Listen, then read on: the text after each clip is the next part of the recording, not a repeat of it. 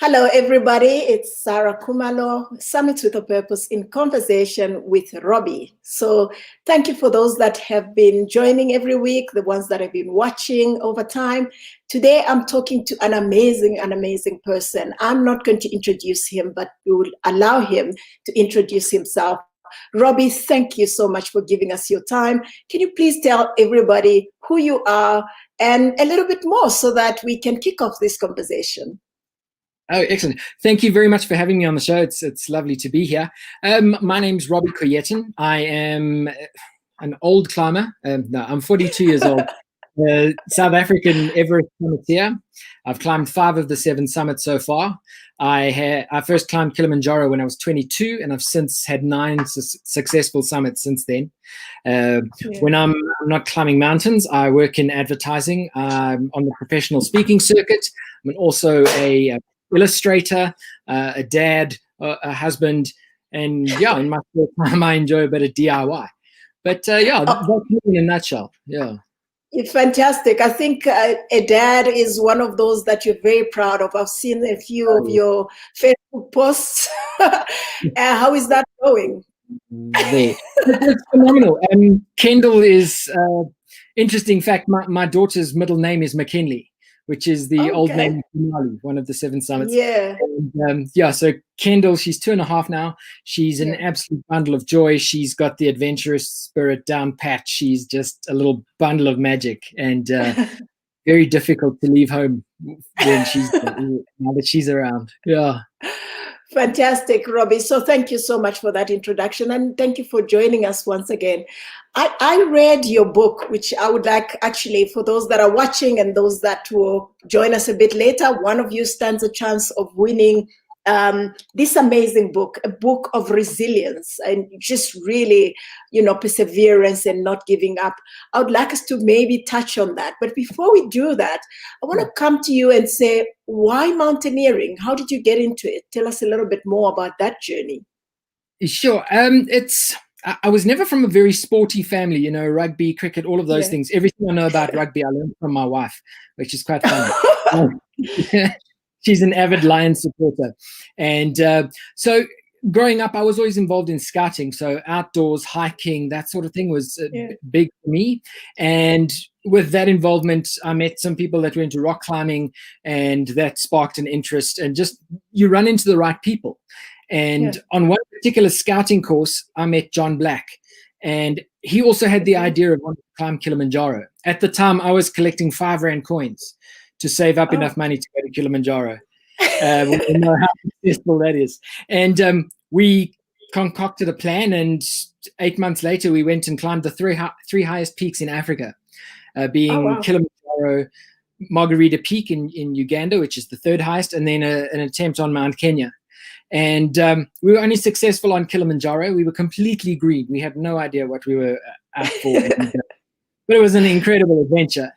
And 2 years later, I was then asked by a group of people to take them to Kilimanjaro. And things just started to, the next adventure was always planned on the way home from the last one. And in 2003, I had an attempt on Aconcagua with John and 2 other climbers. Not successful. I got pulmonary edema and was turned around. And then, that was 2002. 2003, we went back and summited on Christmas Day. Wow. Yeah, very, very interesting, unconventional approach. We moved everything in one go to each camp, and then we collapsed and rested up for the day, and then moved everything to the next camp where everyone else was doing load carries. Go back, move again, spend the night, move back. So we just carried heavy. We got to the next camp, collapsed, and rested the next day, where everyone else was, moving in shifts. And that worked for us. The next year, we went and tried Mount Elbrus and summited Mount Elbrus that June 2004. And then 2005, we went to Peru to climb Alpamayo. And we didn't get to do Alpamayo. We did several other peaks in the area. We did Pisco, slightly lower, and a few others. And then 2006 was when my accident happened, and I broke both my ankles very badly in a climbing accident. Indoor climbing gym. How embarrassing is that?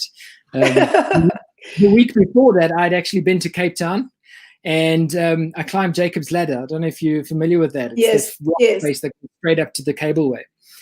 We climbed Jacob's Ladder on trad, descended in the dark. We got back safely. I did my first skydive, arrived back in Johannesburg on Sunday afternoon. On Monday night, we went to Wits University climbing gym, and I ended up breaking both my ankles and landed in a wheelchair for almost a year, which put everything on hold.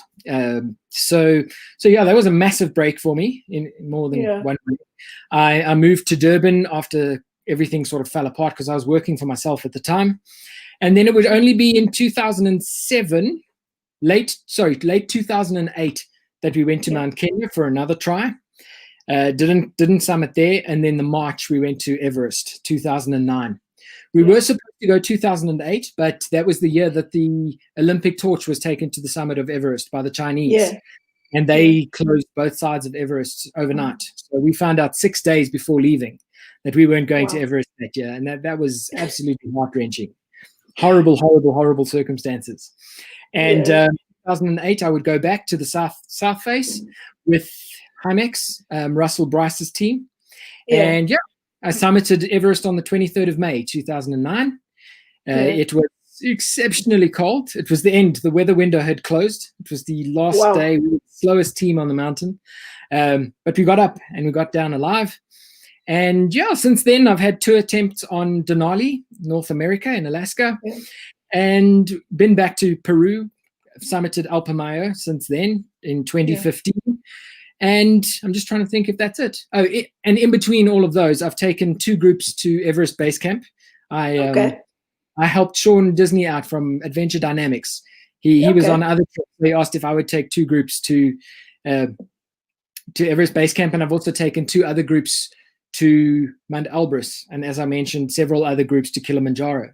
So I've kind of been around the block and been at it for a long time, which is probably why I drive the car I do. Otherwise, I'm sure I could have a Lamborghini by now, but I spent it all on getting sunburnt and walking up hills with a headache.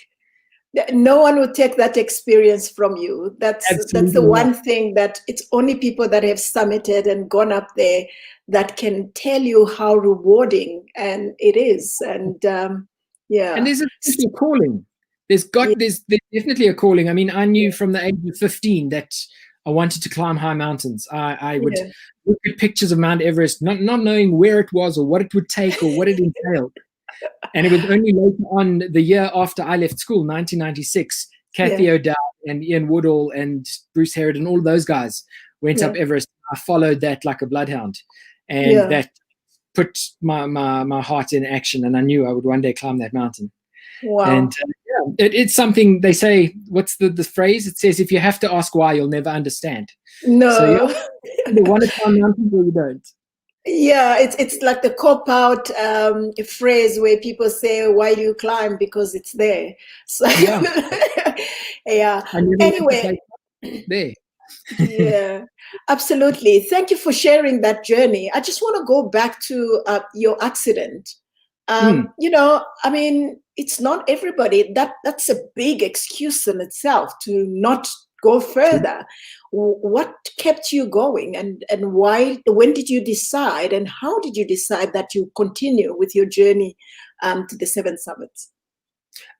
You hear these very abridged stories, very shortened versions of how people had adversity and something happened in their life and they made the decision in the hospital bed that they would never give up. And that wasn't the case for me. I would wait for my entire life to unravel and fall apart. It sounds silly, but with my accident, I wasn't able to go and work. I was a freelance art director, copywriter. I ended up living with my mom, stuck in a wheelchair on the first floor of her townhouse. And it was horrible. And I went through 8 surgeries in total. And with each one, I would be stuck on the couch for longer. And every single day was hard and horrible. And I landed myself in a place of suicidal depression. And it was only after I realized that I wasn't able to commit suicide. It's very strange to say, but I made myself a deal with regards to how many painkillers I would take. And there had to be 70 in the bottle, and there wasn't. There was only 57. So there I sat with absolutely no other way out. There was no way out. And it would be a few weeks after that I decided that I had no other reason to live, so I had to invent one. And I decided that Everest was going to be my reason to get out of bed in the morning. You know, it might as well have been anything. You know, I've loved Everest since I was a teenager, and there was that spark, and I even have Everest tattooed across my back. But wow. yeah, maybe the VIPs can log on to see that later. But, but yeah, it was only through that, and it became my reason to live, and it was my I had no reason to get out of bed the next day, so I invented one, a reason to go for physio, so that I could get into shape for the next op. And the next op would get me closer to that goal, and I would get out and I would go for runs, and it would hurt like hell. And I still struggle with running and inflammation and arthritis at the ripe age of 42. And it is a problem. But like I mentioned, I was running the slowest climber on his team, but just keep going. And I think if you read the book, that whole process is explained nicely, and how it's not all about when you're on the flat of your back, you know, just decide that you're going to make it through, because it's not true. You know, you've got to, it's a hard decision to make. It's a painful decision to make. And I could have very easily have just chosen that to be my excuse. Oh, I used to climb and I had an accident. You know? And I could have. Yeah, I could have. I was on my way to Everest, but then just life. Yeah, you've got to decide what's the obstacle that to turn you around. Absolutely. Interesting that you mentioned Russell Bryce. I mean, amazing, operator on Everest. You know, one of the things, the rumors at Everest Base Camp is that through his binoculars, he sees his climbers all the way to the top. I question that. What is your view on that, since you climbed with him? Can he really see you all the way up to the top? Not from base camp, but yes, he watched us on our trip. A little bit of technology helped. You see, our expedition was filmed for the Discovery Channel, Everest Beyond the Limits, season 3. Okay. And I feature in episode 5. You can get it on YouTube. And so our Sherpas, we had a Sherpa each. Each person on the team had a dedicated Sherpa with a helmet camera. And they used microwave technology. Russell Bryce climbed up the other side of Everest Base Camp Valley to Pomori Base Camp. And that's where he sits with the spotting scope. And from there, you can see the climbers. And using the microwave technology, was able to watch us on screens, and we all were chatting via walkie-talkies. So, yeah, and I've also seen one of the photos that they've taken using his scope of people on the final crest to the summit. Oh, really? So, okay. Yeah. I just thought it was suspicious, but okay. Away, and it does look like little ants on the slope, but you can see its climbers. So he was a guardian angel on the mountain. Fantastic. So which is the most memorable of the 5 that you've done? Which is the most memorable, and why? I'd have to pick 3. I mean, Everest for me, as I mentioned, I mean, it's always been a part of me. I've loved the history of it. I've loved the intrigue, the drama, the controversy. All of that has been amazing for me. I've got more books on Everest than I've got songs on my phone. And I can see you've got quite a healthy bookshelf behind you. My 3 times that. But so it's something I've always loved. And to be on Everest for me was just an absolute dream come true. It was mind-boggling. It was absolutely incredible. On top of that, I worked with a charity to raise funds for childhood cancer. And that made it even stronger and more memorable and more, significant. In terms of physically, as I've mentioned before, Denali is the most memorable mountain for me. It is absolutely brutal in terms of just the amount of physical work it takes to get to the top of that mountain, or to high camp twice in my case. Carrying everything. The plane drops you off on the glacier, and you are absolutely on your own. Both times I've been, I haven't used an operator. I went with a friend of mine who lives in Alaska. We climbed on Everest, Alec. And so, we go a complete independent team, and no guides, nothing like that. So we're hauling our own loads, tents, fuel, the work. So it's incredibly, incredibly physically difficult. And it's the mountain that I've got most of my attention focused on for the future, but we'll chat about that later. And then, I think Aconcagua was, I was 24 when I got to Aconcagua, and I realized once again, we went with an operator. We hired mules, got to base camp, and took it from there. And I just realized that this is independence. On Kilimanjaro, I realized there were guides, there were porters, our meals were cooked, our dishes were washed. And on Aconcagua, we were dropped off and made to look after ourselves. Everything, melting your own food, carrying your own food, doing your own shopping for the mountain in Spanish. That for me was just I've never felt so far away from home, and that was an amazing feeling. I always say to guys that have done Kili to say, don't be fooled. They babysit you so much on Kili. After doing Kili, I went to train in the French Alps, and the guy there, it's like if you're here, you should know your story. Half the time he was like almost half a kilometer away. I'm like, I paid you so much. I mean, you pay the dude more than double what you pay the guy on Kili, but he's like, you've got this, sort yourself out. There's a level of expectancy, and the mountain will never ask if you're prepared or not. So you need to know. You need to be absolutely confident yourself. I mean, on Kilimanjaro, you get down and there's someone there to wash your boots. Who'll do it for $1. Wash the mountain boots, and that's a little bit like, but that's a massive source of income for them. So it is what it is. Absolutely. Wow, thank you for sharing that. How do you choose the operator or the logistics company that you use? Why Russell Bryce? I'm sure there were other operators out there. I know the other ones you've done with you and your friends. But when you decide, I want to do Everest, how do you decide who you go with?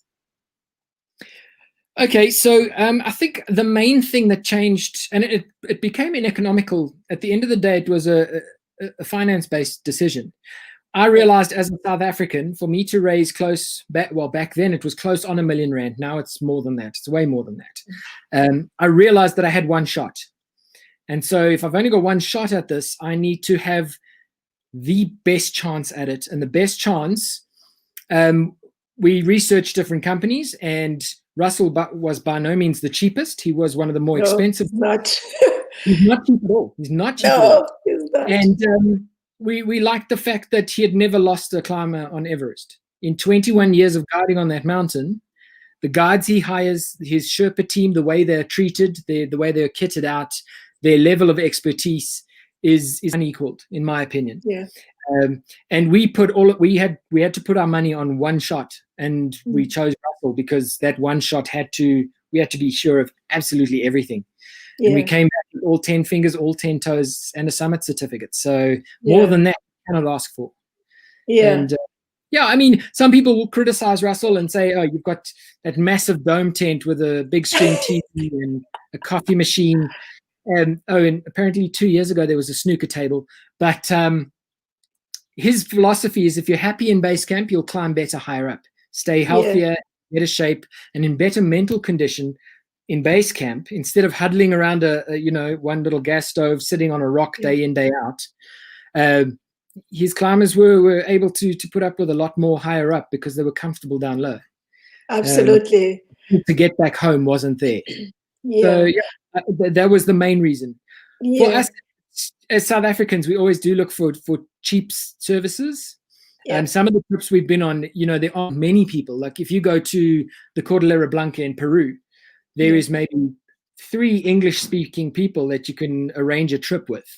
And I'm very lucky. My climbing partner, John Black, he is a researchaholic, and it's what he's brilliant in.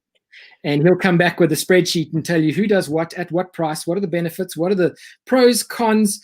If we do this, then it's going to do, but you might have to add a little here, and he works it all out. And we just go, okay, sure, John. But do your research, and also reputation stands for something. Yeah, absolutely. I believe with climbing gear, with everything in climbing, you always get what you pay for.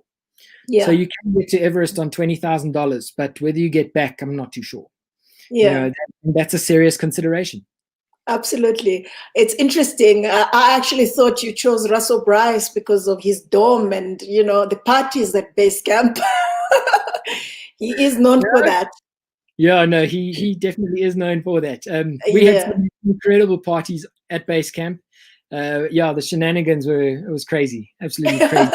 You don't see in the documentaries. You kind of just, it's an eye opener, but a hell of a great. Absolutely, absolutely. So tell me about your training. How do you train for Everest? How do you train for some of the mountains that you've done, whether it's Denali or in South America where you go? How do you train for them? I think my training is quite unique because running is most people's go-to. You know, go to the gym, do some running. My ankles with the injury, any running, any walking creates inflammation. So I save the strain on my feet till we're on the mountain. Sounds a bit ridiculous when I say it out loud, but I avoid injury as far as possible while I'm training. So cycling, a lot of work at the gym, spinning, swimming is very good. What was quite nice is with training with mountains, we were also doing triathlons.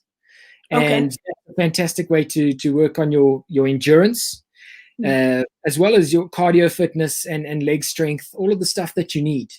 I think the best advice I've ever been given with regards to training is emulation. If you're going to be walking up a hill with a big bag on your back, go and walk up a hill with a big bag on your back.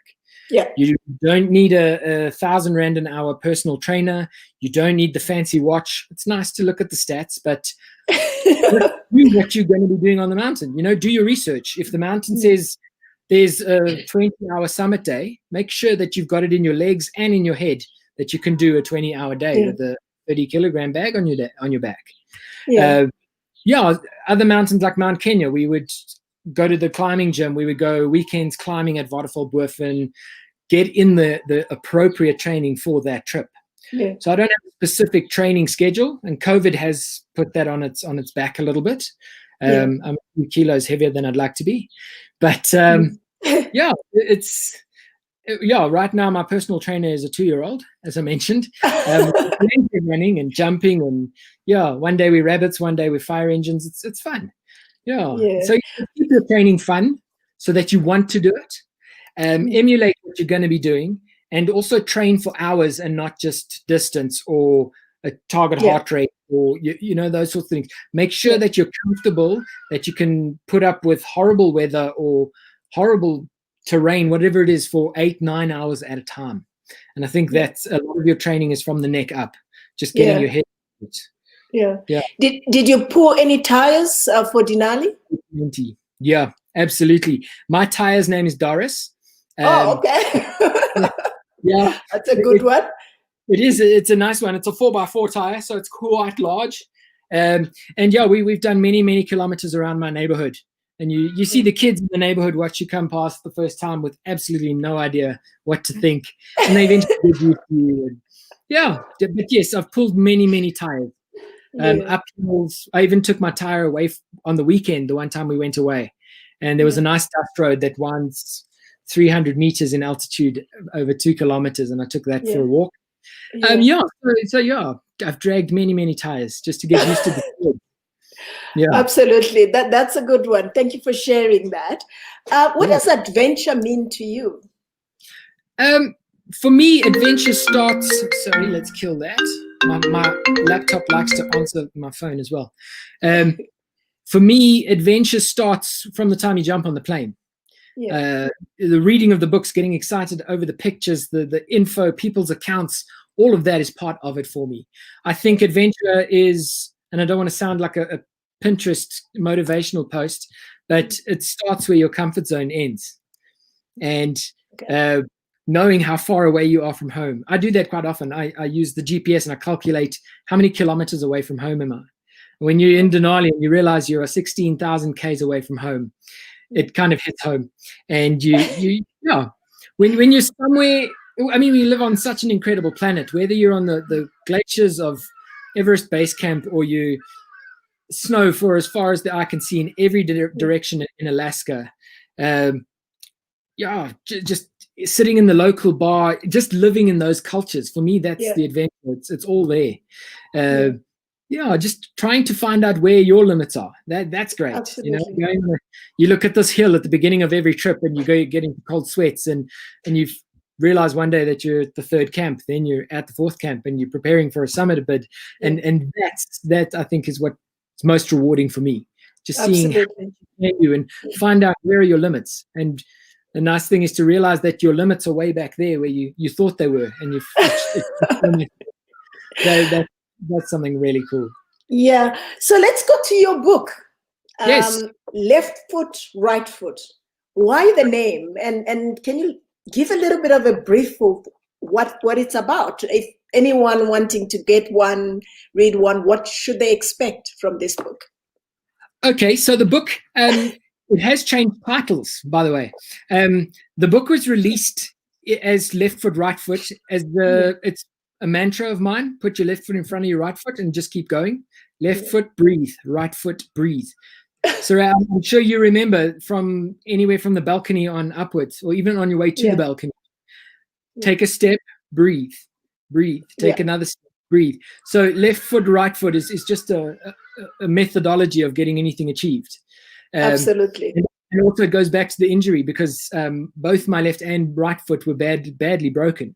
I had 9 breaks in my left foot and 14 in my right foot.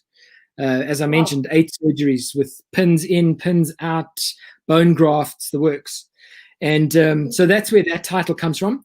The book has since changed. It was the Mind of a Mountain. Mind of a Mountain, yes. A mental and physical climb to the top. It talks about how I've dealt with the mountain on a physical level, but also on a mental level. If you meet my climbing partners, they're all 6 foot plus, and I'm like 5 foot something. I don't even, I don't want to talk about it. But I describe myself as the Achilles heel, the weak spot. I'm the weakest link in the chain.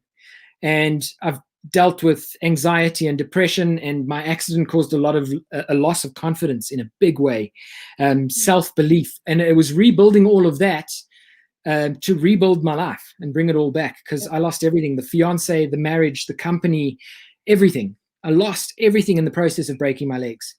And this is that journey from rock bottom where, like I said, I was so much of a failure, I wasn't even able to kill myself, and building up to a point where I was physically and mentally able to summit Everest and then decide on what's next and keep going.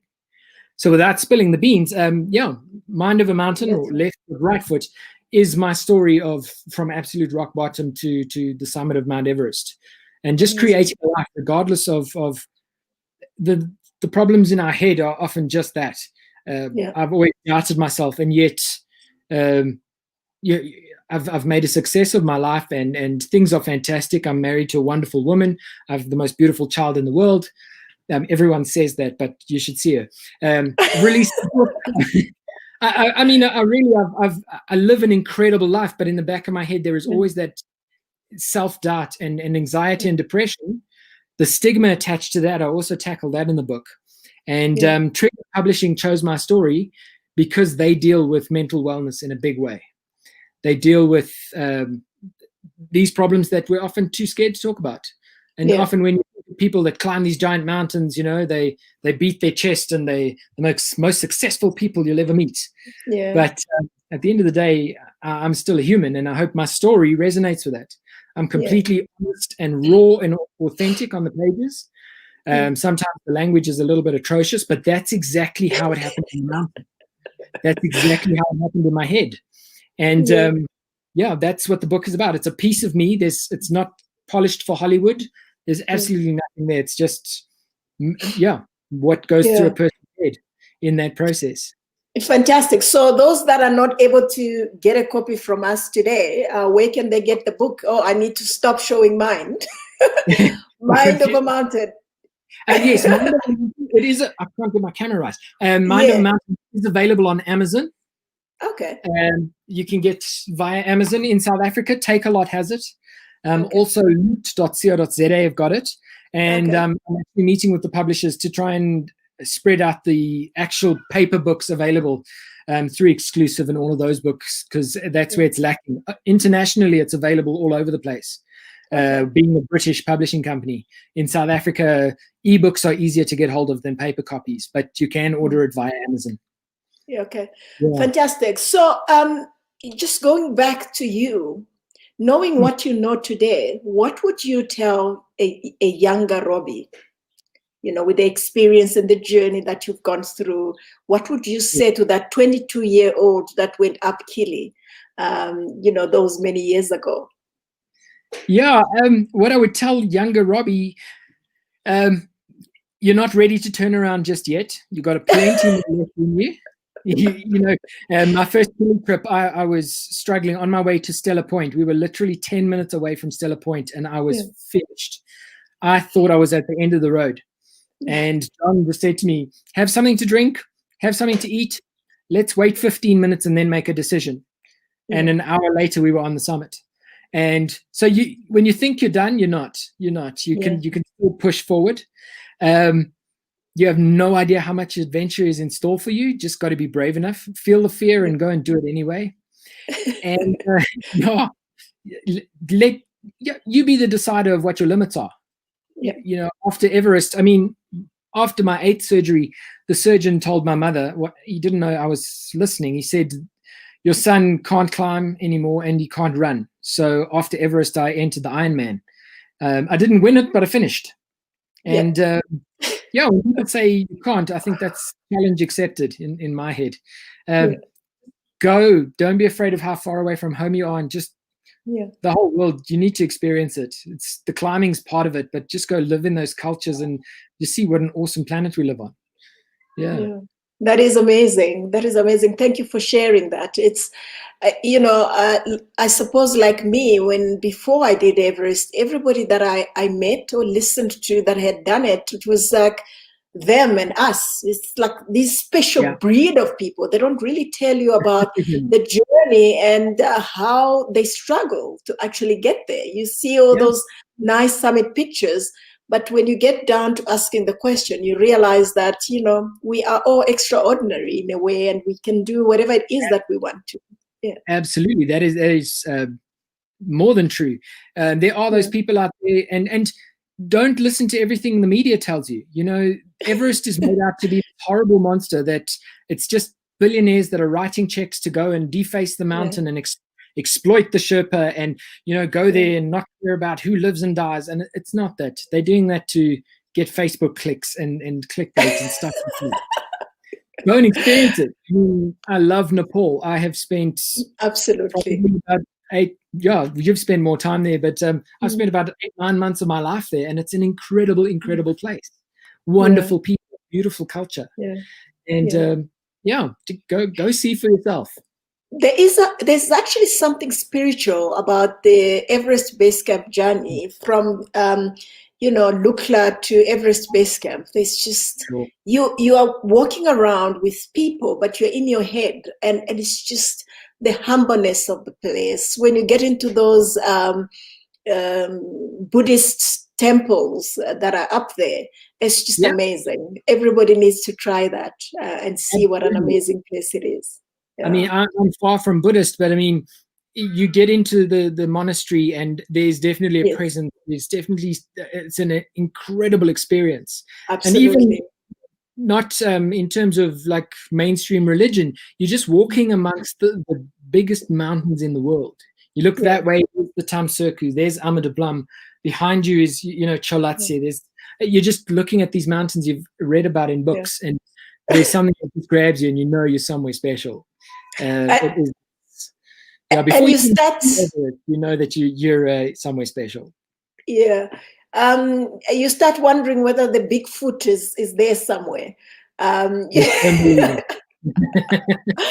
Absolutely. So, Robbie, how has COVID-19 affected you? And do you get any parallel between climbing and what is happening at the moment with all the lockdowns and the uncertainties and so forth? What do you have to say about that, and how are you dealing with it? I think it has definitely affected me in terms of, partially the speaking work that I do. That has come to quite an abrupt halt with all of the eventing industry stopping overnight. Having to, and to make it even worse, my wife is an independent travel consultant. So that also, like on the night that Cyril announced stage 4, her business just stopped. People canceled trips. People weren't allowed to move. So we were forced to use our resources very, very wisely. Just like on the mountain, You can't run off to the shop and go and buy more rope if you ran out. You have what you have, and that is it. And use it wisely. Get inventive, get resourceful, get imaginative, get crazy, and come up with ways to train, ways to stay on track. Invent ways to stay in line with what your goals are. Stay positive regardless of what the world's doing around you. Do things that keep you positive. Ryan Sands, the ultra runner, he ran a 100-mile race around his house in Cape Town. Took him 26 hours, but that was a way of him of staying motivated and doing what he does best. And embrace this. I get to spend more time than ever at home with my daughter. We're working remotely, and choose what the good things are about COVID. Yes, there are people losing their lives, but right now it's not us, but what are you being afforded? I'm given the luxury of time to do more illustration work, more painting, stuff that I love. And so, focus on the positives. And I've also learned that we don't need as much as we think we do. All of a sudden, we can stay in a tent and we can have fun in the backyard and we can do so much with so little. And I mean, that's very similar to mountain life. You come up with something to do if you're stranded in a storm or something. But you do sit, you stay put, and use what you have, and you can still have a good life. Absolutely. I couldn't have said it better. So what is next? Sure. I do want to, I'm just trying to make sure, see if my wife's listening or not. That's a good one. I would like an attempt on K2. I don't know when or how close it actually is at this point in time. I do want to attempt an 8,000 meter peak without oxygen. Sorry. I always had such a smart idea. I used to have a smart ass answer. I used to say, I'll finish the 7 summits. I'll climb an 8,000 meter peak without oxygen. I want to build a raft and cross Lake Malawi unassisted. And then I'll do something scary like have a child. And then life happened and I've got the child. And I think even if I have to go back to Denali for another 4 weeks, it's going to be incredibly difficult. And then you think about a Himalayan trip away for 3 months from my daughter who's changing from day to day. So it's a completely different headspace, but I haven't hung my climbing boots up at all. I will go back to the Himalayas. I need another attempt on Ama Blum. I didn't summit that because of ankle trouble and illness on the mountain. But it's far from over. I don't know exactly what it looks like. We were supposed to go to the Alps this July, but COVID put an end to that. But whatever it is, it's going to be exciting. And hopefully when my daughter's old enough, I'll still be in the right shape to take her to see some of these amazing places. Wow, that would be amazing. That would be epic. I've seen father and son, duo on the mountain every now and again. It's just special to watch. If I could share that with her, it would be absolutely amazing. I mean, I've climbed Kilimanjaro with my wife, which was phenomenal. And to share this with Kendall would be absolutely incredible. Wow. Thank you for sharing that, and thank you for spending this time with me. And I don't know if there's any last words that you want to put out there before we say goodbye. Sure. If anyone wants to find out anything more, if they would like to contact me with personal questions or anything, my website is quite easy. It's Robby, robby.co.za. And I'll answer questions for you. I have a small Killy ebook that I wrote. If you want that, I can send it to you. Thank you for the time. It's been fantastic to talk about something I love so much.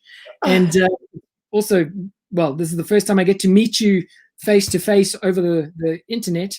And say congratulations on your achievement. Thank you. You did autograph the book. Somebody bought it from you for me, and you autographed it for me. But now I'm thinking, do I need to buy the new one, Mind Over Mountains? I should stop showing off now. Africa sang your praises very loudly, and congratulations. We were very proud of you. Thank you. Thank you so much. Metsi, thank you so much, Metsi, for joining us. Metsi, do you have this book? Can we send you the book? Just give me a shout out in the box there, and we'll get the book to you. Robbie, will you please autograph the book that you're going to send away? Okay, fantastic. Okay, all right. Thank you, everybody, for joining us for another episode. I hope to see you next Sunday. And Robbie, thank you for having this time, and the energy that you brought to the table today was just epic. God bless. Good, man. Thank you. Thank you. Enjoy the rest of your weekend. Bye.